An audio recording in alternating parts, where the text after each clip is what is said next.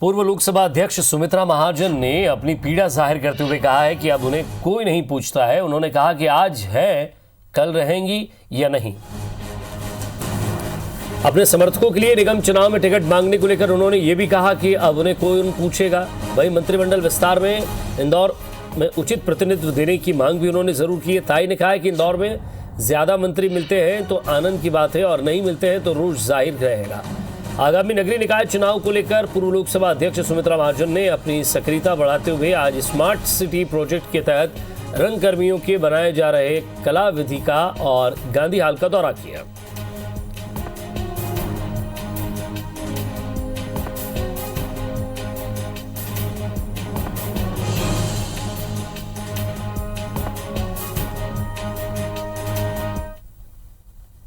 मैं को रुकूं, कौन पूछता है मुझे?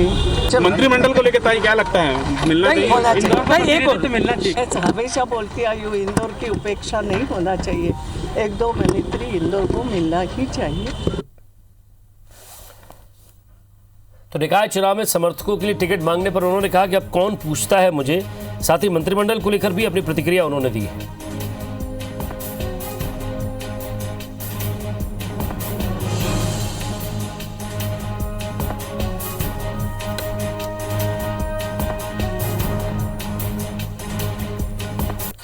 तो जरा बातचीत करेंगे इस मुद्दे पर कि आखिर ताई के इस बयान को किस तरह समझा जाए या इस बयान का क्या मतलब निकाला जाए। बीजेपी से अजय सिंह जी हमारे साथ हैं और साथ ही साथ कांग्रेस से नरेंद्र सलूजा जी हमारे साथ हैं। अजय सिंह नरूका जी स्वागत है आपका और नरेंद्र सलूजा जी आपका भी स्वागत है। नमस्कार सर।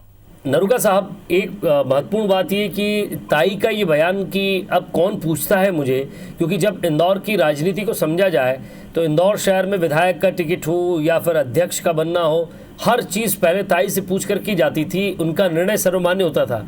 आज ऐसी स्थिति क्यों लग रही है? आखिर इस बयान को कैसे समझा जाए? देखिए, ताई का बिल्कुल स्पष्ट रूप से कहना था कि कोई मेरे से पूछेगा। उनका आशय ये था कि कोई मेरे से पूछेगा तो मैं बताऊंगी। और हमारे यहाँ पर भारतीय जनता पार्टी में एक बिल्कुल सोची समझी प्रक्रिया है और ताई उस प्रक्रिया से बहुत अभ्यस्त है। कालांतर से ये चीजें होते आ रही हैं और हमारे यहाँ एक जो प्रक्रिया है उस प्रक्रिया के अंतर्गत जब चयन समिति बनती है, चयन समिति संभाग स्तर पे रहती है, प्रदेश स्तर पे रहती है और राष्ट्रीय स्तर पे रहती है। इस प्रक्रिया से गुजरने के बाद में टिकट फाइनल होते हैं। वहाँ पे जो वरिष्ठ नेता लोग रहते हैं उन लोगों से पूछा जाता है कि आपकी क्या राय है, और उस राय में निश्चित रूप से ताई इस ओहदे की है, ताई इस अपना स्टेटस रखती है कि उनसे निश्चित ही पूछा जाएगा। तो वो जब पूछने का जब समय आएगा तो उनसे पूछेंगे, तो वो उस तरफ उनका ये आशय था। ये बयान को अपन को इस तरीके से लेना चाहिए। जी चलिए, जरा मैं नरेंद्र सलूजा जी की भी इस पर राय लूंगा। नरेंद्र सलूजा जी, इंदौर की राजनीति को आप बहुत बेहतर समझते हैं। वहाँ हमेशा से ताई और भाई के बीच ये जरूर रहा हो कि नहीं, एकता दिखाने की कोशिश की होगी, लेकिन दो ग्रुप हमेशा से वहाँ चलते हैं। सलूजा जी, मेरी आवाज मिल रही है आपको? जी मिल रही है जी। सलूजा जी, ताई का एक बयान आया है सामने। उन्होंने कहा कि अब कौन पूछता है मुझे, और इंदौर की राजनीति को, जैसा मैंने पहले भी कहा, कि आप बहुत अच्छे से समझते हैं। इस बयान को कैसे लें? क्या ताई का दर्द है या फिर जो ताई और भाई की लड़ाई थी उसमें भाई का वर्चस्व बढ़ गया है? जो सुमित्रा महाजन जी, उनकी पूरी शहर का हर राजनीतिक दल, हर राजनेता तारीफ करता है। उनकी विनम्रता की, सहिष्णुता की, ईमानदारी की, स्पष्टता की। और ताई को सर्वमान्य रूप से सभी स्वीकार करते हैं। ताई 8 बार इंदौर शहर की सांसद रही है। लेकिन हमें भी बड़ा, कांग्रेसी होने के बाद भी हमें भी बड़ा दुख होता है जब ताई वापस से चुनाव लड़ना चाहती थी इस बार भी, और वो दिल्ली गई, दिल्ली उनको मिलने का समय नहीं दिया गया। वे कहती रही मैं चुनाव लड़ूंगी और ऊपर से उनको टिकट नहीं दिया गया। आखिर में मन मारकर उनको कहना पड़ा कि अब मैं रिटायर हो चुकी हूँ, मैं चुनाव नहीं लड़ूंगी। तो जिस प्रकार से टिकट के समय भी उनका अपमान किया गया, और उसके बाद हमने कई कार्यक्रम देखे। आप देखें, इंदौर का सुपर स्पेशलिटी हॉस्पिटल, ये ताई की देन है। ताई ने उसको लेकर प्रयास किया। इंदौर में आके मुख्यमंत्री कार्यक्रम करते हैं, ताई को कोई पूछता नहीं है, कार्यक्रम में भी नहीं बुलाया जाता है। तो निश्चित तौर पर ताई के साथ भारतीय जनता पार्टी में बड़ा अपमानजनक व्यवहार किया जा रहा है। ताई ने ठीक कहा है कि मुझे कोई पूछता नहीं। निश्चित तौर पर ताई की ना टिकट में चलती है, ताई को ना मंत्रिमंडल में चलती है, न किसी लोकार्पण कार्यक्रम, न शिलान्यास कार्यक्रम मुख्यमंत्री तक इंदौर आते हैं। कोई ताई को पूछता नहीं, कोई ताई के घर नहीं जाता। तो निश्चित तौर पे ताई की ये व्यथा है। ताई ने जो कहा ये उनकी व्यथा है, तो हम सबकी सहानुभूति उनके साथ। आप देखें, कांग्रेस ने सदैव उनको सम्मान दिया। हमारी सरकार भी रही, लेकिन हम कार्यक्रम में ताई को सम्मान देके बुलाते थे। तो ताई को भारतीय जनता पार्टी ने बुला दिया। ये सही है कि अब इंदौर में की बात से मैं इस इत्तेफाक में रखता हूँ कि ताई भाई गुट, अब तो इंदौर के अंदर ताई भाई भाभी साहब साई बहुत सारे गुट हो गए।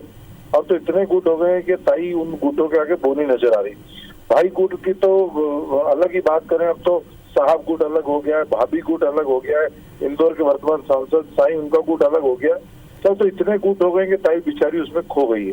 ताई को कोई सम्मान नहीं देता और जिन लोगों को ताई ने आगे बढ़ाया वो लोग भी ताई को भूल चुके हैं। और ताई ने तो इस शहर को दिया है, ताई का सम्मान हम हमेशा सभी लोग करते हैं, लेकिन भारतीय जनता पार्टी में उनके लिए कोई सम्मान नहीं बचा है। पहले तो उनका अपमान करके उनका टिकट काटा गया, उसके बाद भी कोई उनकी सुनवाई नहीं की गई। मंत्रिमंडल की बात करें, टिकट की हर चीज में ताई की अनदेखी की जाती। यहाँ तक कि शहर के विकास को लेकर चिट्ठियां लिखती है, वो चिट्ठियों में कोई सुनवाई नहीं होती। यहाँ तक जरा आपकी बात से कितना सहमत है अजय सिंह नरूका साहब, जरा उनसे भी मैं पूछता हूँ।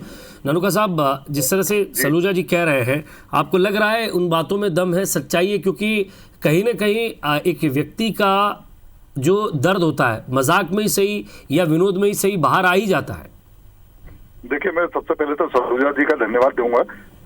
उन्होंने किस स्तर तक राजनीति में एक अच्छा अपने सर्वोदयता का परिचय दिया है।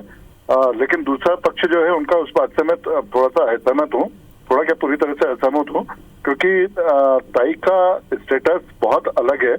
मैं अभी भी देखता हूं कि मुख्यमंत्री जी से जब भी वो कोई बात करती तो मुख्यमंत्री जी उनकी बात का पूरी तरह से अमल में लेकर आते हैं। उन्होंने अभी कृषि किसान आंदोलन जो चल रहा है उसको लेकर कृषि मंत्री जी से भी, माननीय नरेंद्र सिंह जी से भी उन्होंने बात करी, अपने विचार रखे, और नरेंद्र सिंह जी उन बातों को अपने विचारों के अंदर, नीतियों के अंदर इनकॉर्पोरेट भी कर रहे हैं। तो ताई का स्टेटस इस लायक है कि जब भी वो किसी से बात करेंगे तो उनकी बातों को इग्नोर नहीं कर सकता है। रही बात, ताई स्वयं मतलब अपनी अनुकूलता के अनुरूप कार्यक्रमों को डिसाइड करती हैं और उन कार्यक्रमों में जाती है। तो इनके पास में सब तरफ से ऑफर है। भारतीय जनता पार्टी में कि कोई किसी की भी इतनी, हम लोगों की या अन्य जो हमारे ऊपर के भी लोग हैं उनकी इतनी वो नहीं है कि ताई को किसी भी तरीके से इग्नोर कर सके और उनका किसी भी प्रकार से अपमान कर सके।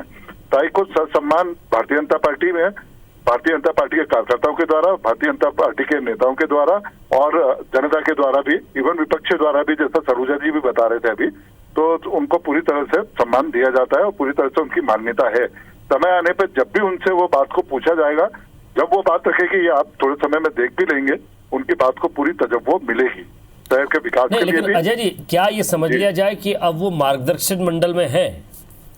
निश्चित रूप से वो खुद स्वीकार करती है ना कि मैं अब सक्रिय राजनीति में उस तरीके से नहीं हूँ जैसे किसी समय रहती हूँ।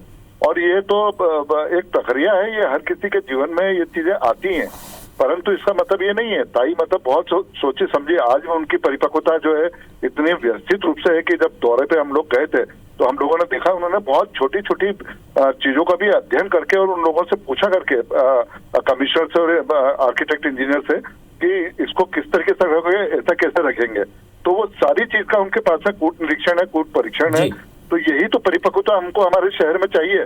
और चलिए सर, सवाल यही था आप दोनों से कि एक नेता जो अपना पूरा जीवन समर्पित कर देता है पार्टी के लिए, और जब वो अपने आप को सक्रिय राजनीति से पीछे ले लेता है तो कम से कम उसके सम्मान में कहीं कमी ना हो जाए, इसका भी पार्टी को ख्याल रखना चाहिए। बहुत बहुत शुक्रिया। आपको बिल्कुल निश्चित मैं विश्वास दिलाता हूँ कि भारतीय जनता पार्टी की तरफ से ऐसा कोई भी कदम नहीं उठेगा। जी, चलिए बहुत बहुत शुक्रिया सर आप दोनों का। नमस्कार।